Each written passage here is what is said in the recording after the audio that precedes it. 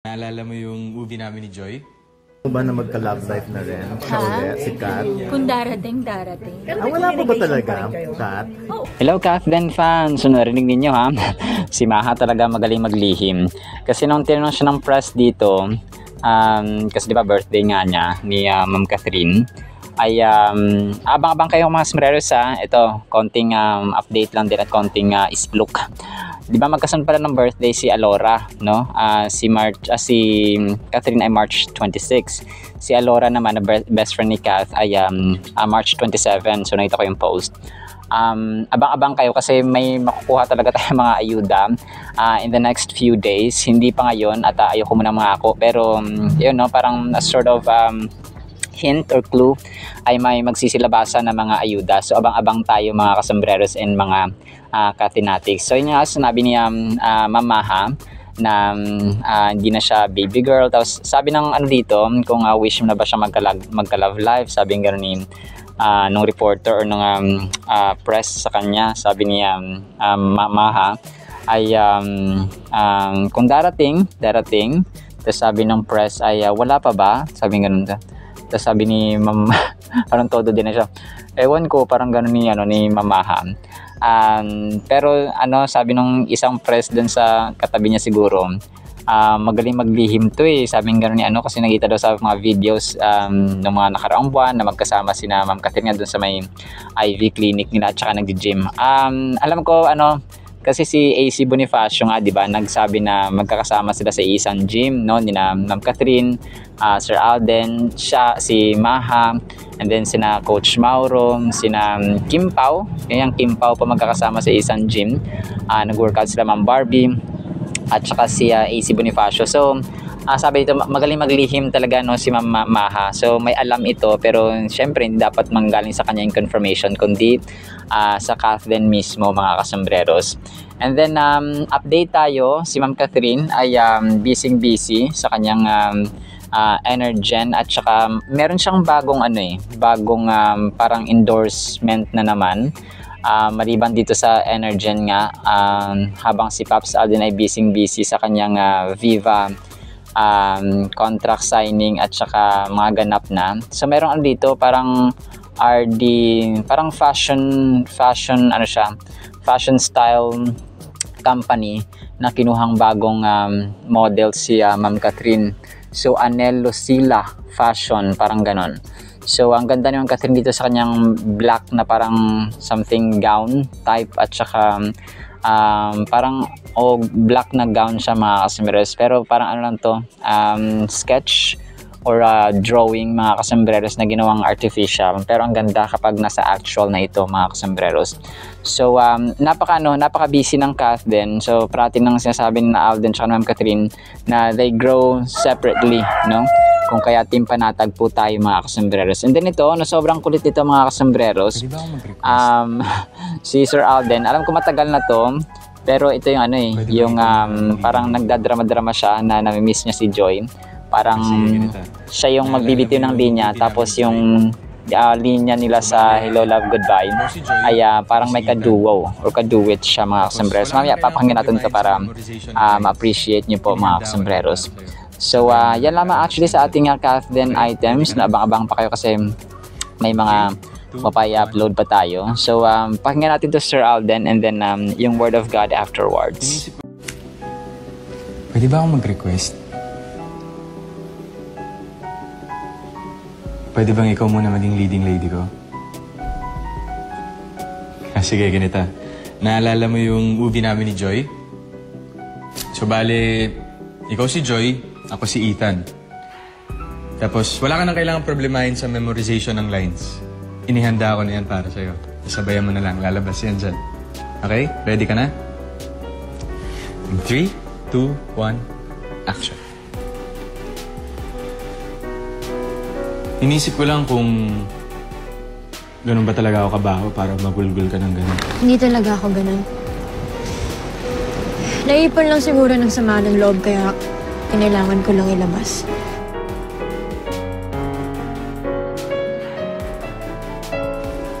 So ginamit mo lang ako. Sorry. Ikaw Okay lang yun. Okay lang yan. Masyado kang seryoso. Hindi ka bago dito sa Hong Kong.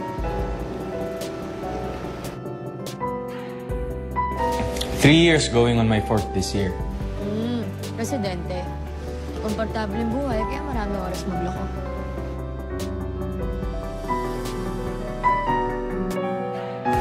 Ang residente dito, yung tatay ko. Yung naglolo ko, ako, magiging residente pa lang. Pero mukhang sanay ka. So, I guess alam mo yung galawan dito. Alam mo na wala lang yung kanina. Maganda na lang yun.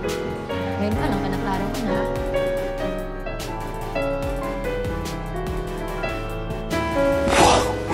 Iba.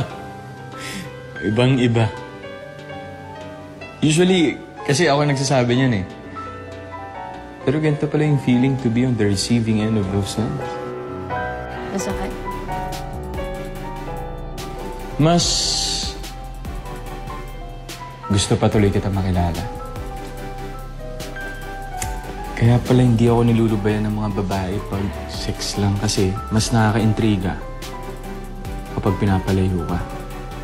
So next time, kapag ayoko yung babae, pagkatapos namin mag-sex, sabihan ko agad ng I love you para matakot tsaka lumayo. I love you. Kaso gusto kita eh. So sorry, I don't love you. Si Catherine ngayon, anong birthday? Oo, of course. Hindi na siya baby girl. Ano ng birthday message? She's glowing, blooming, lahat na ata. Ako, wag lang niyang kalimutan kung saan siya nag-iisa. Laging maging Kasi very mabait, close din siya maging sa'yo kind. eh. Oo, which is, yung bata sobrang bait. Kaya siya blessed. Yun talaga, di ba? So, yun.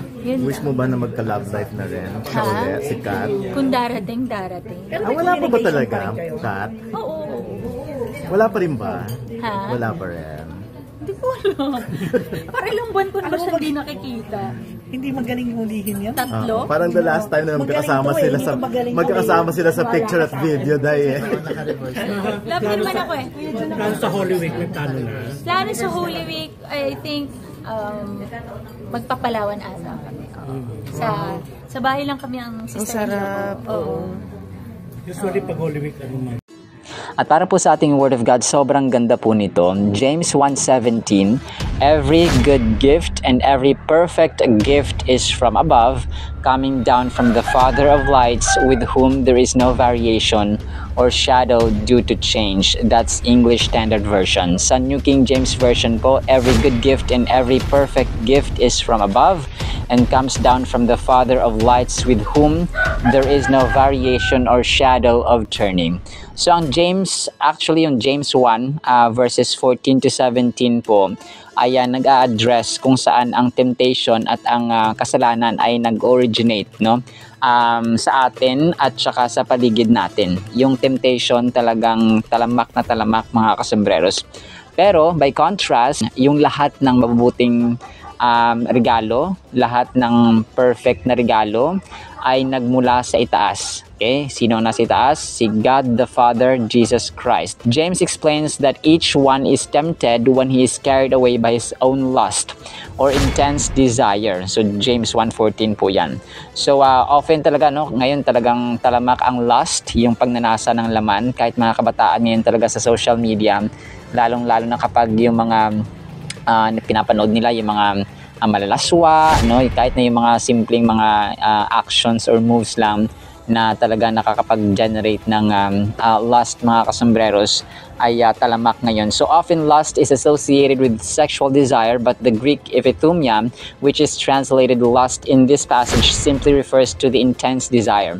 So intense, no, intense desire po pwedeng yun nga, sexual, or it can be strong want for anything. So either material things lang na kung pagnanasa, gusto mong ano pa, meron kang envy, no, meron kang inggit, meron kang greed sa iyong puso, gusto mong makamtan, gusto mong makuha ang hindi mo naman pagmamayari. So doon po nagkakaroon ng problema. So people are tempted when they allow their lust or intense desire to carry them away when they dwell unchecked or on that desire. If a person allows that lust to direct his or her actions, then as James puts it, that desire gives birth to sin. So kapag tayo po ay hindi natin nakukuha ang ating gusto, kasi gustong-gustong makuha nga ang ganto, ang ganyan, ang sino ba yan, sino ba to? So, doon po nagkakaroon ng away kasi gusto mong makuha. At pag hindi mo makuha, doon na magsisimula mag-isip ka ng mga actions and evil schemes para makuha mo ang isang bagay o ang isang tao in particular. The caution James offers is what we recognize that we don't sin because of something external. We sin because we allow ourselves to be carried away by desires and then we succumb to temptations. Ang kadalasan daw na na intense desire nanggagaling sa internal, sa ating sarili mismo, not sa external. Kasi kunwari you are tempted or you're lusting this scenario, pwede mong ibaling sa iba yung paningin mo. Pero kapag nagpadala ka doon, no, maka-carry away ka doon sa ganong temptation, ay doon ka na magkakasala. Some people were considering that possibly God was responsible for tempting them to sin. But James corrects that idea accordingly or resoundingly in James 1:13. So, wag po tayong maniwala ng Diyos pa naglalagay mismo ng temptation. He allows, yes, pero hindi siya mismo. Okay? Tapos ang tao, syempre pag weak ang kanilang physical at saka spiritual at saka yung kanilang aspects sa pamumuhay or sa kanilang sarili, ay doon sila nagkakaroon po ng problema, na nakakarry away sila. He affirms there that no one should say that God has tempted him because God doesn't tempt anyone to sin. Instead, we should recognize that sin comes from within ourselves. On the other hand, we should recognize that every good and perfect gift is from above.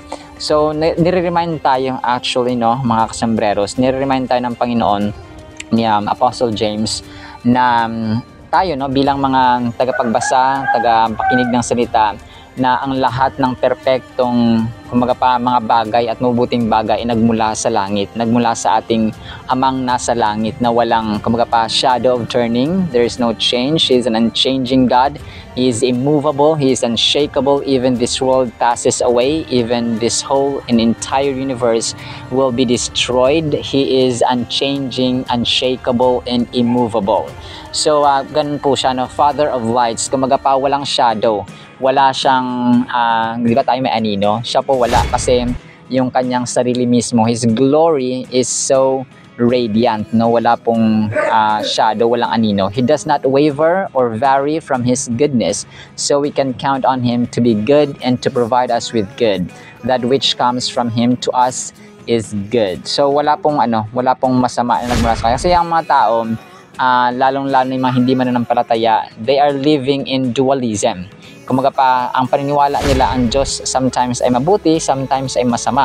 So hindi po yun totoo. He is always good and that's consistent. No, wala pong pagbabago sa kanya. Jesus is no stranger to temptation. In fact, Jesus himself was tempted in all things just as we are, yet he is without sin. No, si Jesus Christ ay isang example na siya rin ay na-tempt, no, ni Satanas, and God allowed it.